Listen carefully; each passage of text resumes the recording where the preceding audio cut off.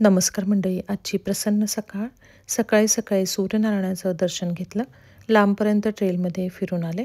आज आषाढ महिन्यातील अमावस्या. या दिवशी दीपपूजनाचं महत्त्व आहे.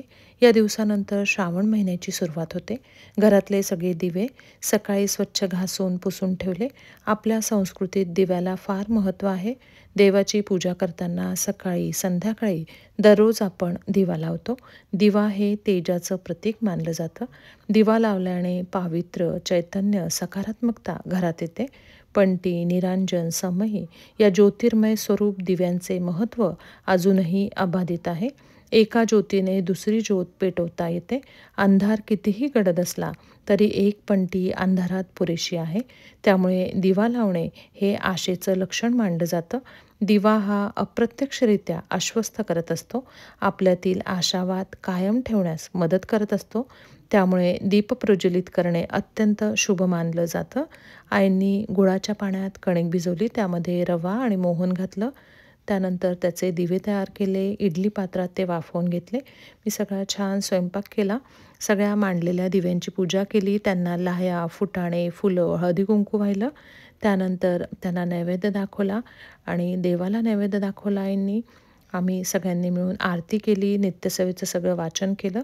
मुलांना औक्षण केलं. घरातील इडापिडा टळून अज्ञान, रोगराई दूर करून ज्ञानाचा प्रकाश पसरवण्यासाठी दीप प्रज्वलित करून आजची पूजा आम्ही केली. आणि संध्याकाळी आई-भाऊंसोबत मिस्टर गेले होते. हिंदू सोसायटीच्या मंदिरात सगळेजण गेले होते.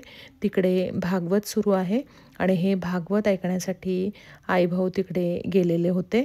हे भागवत 19 तारखेपासून सुरू आहे आणि उद्या या भागवताची समाप्ती आहे.